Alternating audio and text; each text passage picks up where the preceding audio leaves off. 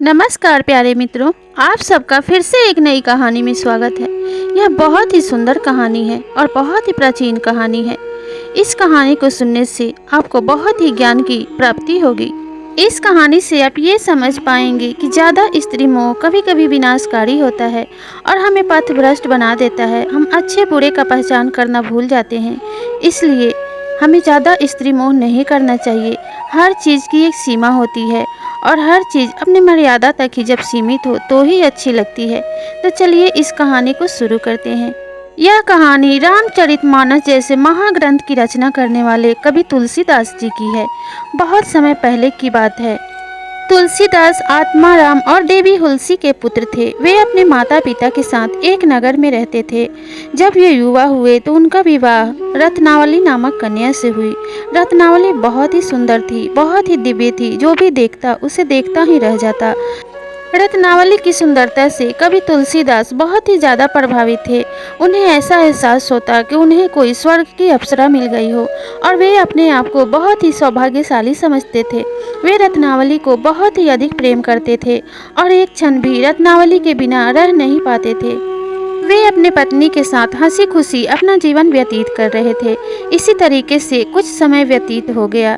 धीरे धीरे समय बीतता गया और समय के साथ साथ तुलसीदास और रत्नावली का प्रेम और भी बढ़ता गया। दोनों एक दूसरे को बहुत ही ज़्यादा प्रेम करते थे। एक समय की बात है कि तुलसीदास की पत्नी रत्नावली अपने मायके जाने को तैयार हो गई। उसने अपने सास ससुर से आज्ञा लेकर अपने मायके जाने को जैसे ही तैयार हुई कि तुलसीदास ने कहा कि प्रिय, अगर तुम चली जाओगी तो मेरा मन कैसे लगेगा, मैं किसको देखकर जीऊंगा। अपने पति की ऐसी बातें सुनकर रत्नावली ने कहा कि स्वामी, आप बिल्कुल भी चिंता मत कीजिए, बस कुछ ही दिनों की बात है, मैं बस जल्दी ही लौट आऊँगी। मैं ज़्यादा दिनों तक अपने मायके में कदापि नहीं रहूँगी। मुझे भी आपसे उतना ही लगाव है, उतना ही प्रेम है, इसलिए मैं जल्द से जल्द वापस आने की कोशिश करूँगी। बस ऐसा समझ लीजिए कि मैं यूँ गई और यूँ आई। आप दिन भर अपने गाय भैंसों को चराने जाएंगे और उधर से थक हार के आएंगे तो आप खाना पीना खाकर इस आश्रम में निवास कीजिएगा और जैसे ही 2-4 दिन बीतेंगे मैं वापस ही लौट आऊँगी। ऐसा कहकर रत्नावली अपने मायके को प्रस्थान कर गई। कवि तुलसीदास दिन भर अपने गाय भैंसों को लेकर चराने गए, लेकिन दिन भर जब चराकर वे लौटे तो शाम को जब खाना खाकर अपने कुटिया में विश्राम करने गए तो उन्हें नींद नहीं आ रही थी। बस उन्हें अपने पत्नी का चेहरा उनकी आंखों के सामने घूम रहा था। तुलसीदास चारपाई पे करवट बदलते हुए नींद लाने की कोशिश कर रहे थे, लेकिन उनकी आंखों से तो नींद कोसों दूर थी। उन्हें तो बस बेचैनी हो रही थी कि कब अपनी पत्नी को देखें, कब उन्हें प्रेम करें। ऐसा ही सोचते सोचते एक प्रहर बीत गया, लेकिन जरा भी उनकी आंखों में नींद नहीं थी। जैसे उनकी आंखों से नींद दूर थी, वैसे ही उतनी ही ज़्यादा उन्हें बेचैनी हो रही थी कि कब वे अपनी पत्नी से मिलने जाएं। ऐसा ही सोचते सोचते उन्होंने मन में यह निश्चय किया कि वे अपने पत्नी से मिलने अवश्य जाएंगे और उसी क्षण वे अपनी कुटिया से बाहर निकल गए। वे जैसे ही अपने कुटिया से बाहर निकले तो उन्होंने देखा कि बहुत तेज मूसलाधार बारिश हो रही है, बहुत तेज तूफान चल रहा है। हवाएं तो मानो रुकने का नाम नहीं ले रही है, लेकिन तुलसीदास की इच्छा भी प्रबल थी। उन्होंने तय कर लिया था कि आज तो वे अपने पत्नी से मिलकर ही रहेंगे और उन्हें ऐसा प्रतीत हो रहा था कि उनसे मिलने के लिए उनकी पत्नी भी उतनी ही व्याकुल है। यही मन में विचार करते हुए कवि तुलसीदास ने दृढ़ निश्चय करके उसी तूफान वाली रात में रास्ते पर निकल पड़े और यही मन में विचार करने जा रहे थे कि जब उनकी पत्नी उनसे मिलेगी तो कितना ज़्यादा खुश होगी, कितना ज़्यादा उत्साहित होगी कि उसके पति उससे कितना प्रेम करते हैं। मारे खुशी के ना तो उन्हें कीचड़ दिखाई दे रहा था, ना पानी दिखाई दे रहा था और ना ही रास्ते के कांटे से उन्हें कोई असर पड़ रहा था। थोड़े दूर जाते जाते उनका पूरा शरीर कीचड़ से सन चुका था। पैरों में कांटे चुभ गए थे, लेकिन कांटे भी मानो उन्हें फूल से प्रतीत हो रहे थे। ऐसा उन्हें थोड़ा एहसास भी नहीं हो रहा था कि उनके पैरों में कांटे चुभ गए हैं और उनके पैरों से रक्त की धाराएं बह रही हैं। इन सब की परवाह किए बिना वे रास्ते पे आगे बढ़ते जा रहे थे। थोड़े दूर आगे जाने के बाद रास्ते में एक नदी पड़ती थी।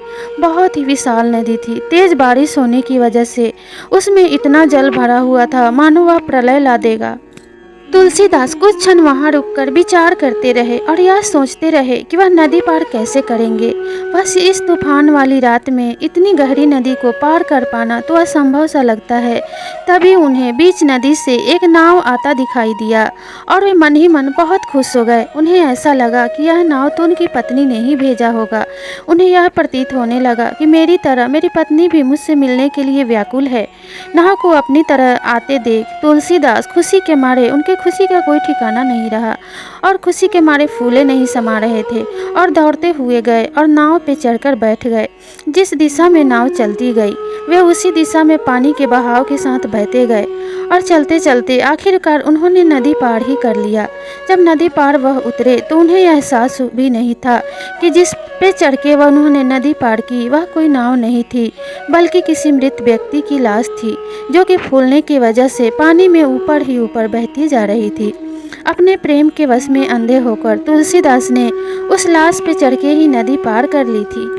नदी को पार करने के पश्चात जब वे अपने ससुराल के समीप पहुंचे तो उन्होंने देखा कि चारों तरफ से दरवाजा बंद है, सभी खिड़कियां भी बंद है। अब वो मन में विचार करने लगे कि वे अपने पत्नी के कक्ष तक कैसे पहुंचेंगे, किससे मदद मांगेंगे। कोई दिखाई नहीं दे रहा था। तभी उन्हें छत से एक बड़ा सा रस्सी लटकता हुआ दिखाई दिया। रस्सी को देखकर वह बहुत ज़्यादा खुश हुए और मन ही मन विचार करने लगे कि मेरी पत्नी ने मेरे ऊपर आने के लिए यह रस्सी लटकाया होगा, क्योंकि मेरे याद में वो भी जाग रही होगी, उसे भी नींद नहीं आ रही होगी। तुलसीदास ने रस्सी को देखते ही उसे पकड़ लिया और उसी के सहारे ऊपर चढ़ गए। लेकिन उन्हें इस बात का जरा भी एहसास नहीं हुआ कि जिस चीज़ को पकड़ के वे ऊपर जा रहे हैं वह कोई रस्सी नहीं है, बल्कि एक भयानक अजगर सर्प है, जिस बात का उन्हें अंदाजा भी नहीं था। रस्सी के सहारे वह ऊपर चढ़ गए और चढ़ने के बाद अपने पत्नी के कक्ष के सामने गए तो उन्होंने देखा कि उनके पत्नी के कक्ष में एक दिया जल रहा है। दिया की रोशनी को देखकर वह अत्यंत प्रसन्न हो गए और बोले, मेरी पत्नी ने तो मेरे लिए यह दिया जला के रखा है। वह मेरे इंतजार में अभी तक भी जाग रही है, अभी तक सोई भी नहीं है। यही सोचते हुए, यही मन में विचार करते हुए वे अपने पत्नी के कक्ष में दाखिल हो गए। जैसे ही उनकी पत्नी ने उनको देखा तो हमारे डर के उठ खड़ी हुई और जैसे ही चिल्लाना चाहा कि कालिदास ने कहा कि मैं हूँ तुम्हारा पति। इस पर कालिदास की पत्नी रत्नावली बहुत ही चौंक गई और उसने कहा कि आप इतनी रात को यहाँ कैसे आए, आप यहाँ क्या कर रहे हैं, आपको तो अपने घर पे होना चाहिए। इस पर कालिदास ने कहा कि तुम यह कैसी बातें कर रही हो, मैं तो तुम्हारे प्रेम में अंधा होकर यहाँ तक आया हूँ और मुझे तो इस बात का भी एहसास है कि तुम भी मेरे प्रेम में रात भर सो नहीं पा रही हो। इसीलिए तो तुमने नदी के पास नाव भेजा था और इसीलिए तुमने छत पर से रस्सी को लटका के रखा था, जिसके सहारे मैं ऊपर आया हूँ। रत्नावली ने कालिदास की ऐसी बातें सुनी तो आश्चर्य का उसका कोई ठिकाना न रहा। वह झट से उठी और बाहर आई और उसने अपने पति से पूछा कि कहाँ है रस्सी, मुझे दिखाइए। तब कालिदास रत्नावली का हाथ पकड़कर उस रस्सी के पास ले गए। रत्नावली ने देखा कि वह रस्सी नहीं बल्कि एक बहुत ही भयानक अजगर था। यह देखकर रत्नावली डर गई और बहुत ही अपने पति पे ज्यादा क्रोध करने लगी और अपने पति को हाथ पकड़कर अपने कमरे में ले आई और कहा, अरे मूर्ख, जिस चीज को तुम नाव समझकर आए हो वह नाव नहीं, नदी में बहता हुआ कोई लाश होगा, क्योंकि मैंने कोई नाव भेजा नहीं था तुम्हारे लिए और तुमको इस प्रकार चोरों की भांति आने की क्या जरूरत थी। मैं तो तुम्हें बड़ा ही समझदार समझती थी, लेकिन तुम तो बड़े ही मूर्ख निकले। तुम्हारे मूर्खता का मैं क्या कहूँ। अगर इतना ध्यान भगवान में लगाया होता तो तुम्हें इस लोक परलोक से मुक्ति मिल जाती, भगवान के चरणों में स्थान मिलता। लेकिन इस नश्वर शरीर के लिए इतना ज़्यादा मोह लगाने से तुम्हें क्या मिलेगा। नारी का इतना ज़्यादा मोह करना भी उचित नहीं होता है। तुमने तो अपनी मूर्खता का परिपूर्ण परिचय दिया है। जब कालिदास ने अपनी पत्नी की ऐसी बातें सुनी तो उनके मन पे बहुत ही गहरा प्रभाव पड़ा और इस बात से वे इतने आहत हुए कि उसी क्षण वे जंगलों की तरफ निकल गए। अपनी पत्नी की बातों से वे इतने ज़्यादा प्रभावित हुए थे कि उन्होंने गृहस्थ जीवन का अपने मन से ख्याल ही निकाल दिया। वे भगवान और अध्यात्म की तरफ बढ़ गए।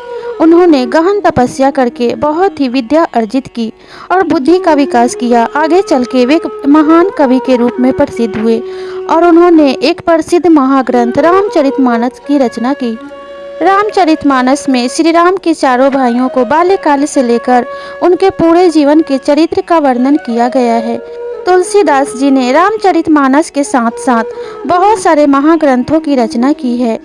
अपने ग्रंथों के माध्यम से तुलसीदास जी कहते हैं कि बुरा वक्त आने पर 4 चीज़ों की परीक्षा होती है, धर्म, धीरज, मित्र और स्त्री। इन चारों की बुरे वक्त में ही परीक्षा होती है, क्योंकि अच्छे वक्त में तो सब साथ देते हैं, लेकिन बुरा समय आने पे कोई साथ नहीं देता। और इसी समय में आपको पता चल जाएगा कि आपका कौन शुभचिंतक है, कौन आपका मित्र है। तुलसीदास जी अपने दोहों के माध्यम से कहते हैं कि कभी भी मनुष्य को चमकीली वस्तु के तरफ आकर्षित नहीं होना चाहिए, चाहे वह स्त्री हो या अन्य कोई वस्तु। सुंदरता के पीछे भागने से हमेशा ही मनुष्य विनाश की ओर जाते हैं, क्योंकि हर चमकने वाली चीज़ सोना नहीं हुआ करती। सोने की आस में कभी कभी हमें कंकड़ पत्थर भी हाथ लग जाते हैं, जिसके पीछे हम अपना कीमती समय बर्बाद कर देते हैं। तुलसीदास जी अपने दोहे के माध्यम से कहते हैं कि सुंदर स्त्री को देखकर समझदार पुरुष भी उस पर मोहित हो जाता है और उसके पीछे पीछे चल देता है। जैसे कि मोर अपनी सुंदरता से सबको अपनी ओर आकर्षित कर लेता है, लेकिन जब भी कोई व्यक्ति मोर को सांप खाते देखते हैं तो उनका यह भ्रम टूट जाता है कि मोर सबसे सुंदर और सबसे उत्तम है। इसी प्रकार हर स्त्री जो बहुत सुंदर होती है वह बहुत ही ज़्यादा प्रेम के योग्य हो, ऐसा कोई ज़रूरी नहीं होता, क्योंकि हर चमकीली वस्तु सोना नहीं हुआ करती और हर स्त्री प्रेम के योग्य नहीं हुआ करती। तुलसीदास जी कहते हैं कि हमें अपने इस नश्वर शरीर को भगवान में ध्यान लगाने में लगाना चाहिए, क्योंकि भगवान से उत्तम इस दुनिया में कोई नहीं है और भगवान के द्वारा ही हमें मुक्ति मिलेगी। तुलसीदास जी कहते हैं कि जो पुरुष अपने स्त्री को छोड़कर अन्य सभी स्त्रियों को अपने माँ और बहन के समान समझता है, उसके मन में ईश्वर निवास करते हैं और सदैव उसका कल्याण होता है। उसके घर में सदैव ही धन और वैभव की वृद्धि होती है। इसलिए हर पुरुष को चाहिए कि वे सद्मार्ग पे चले और अपना ध्यान ईश्वर की तरफ लगाए, उसी से कल्याण होगा। कहानी अच्छी लगी हो तो लाइक, शेयर और सब्सक्राइब ज़रूर करें।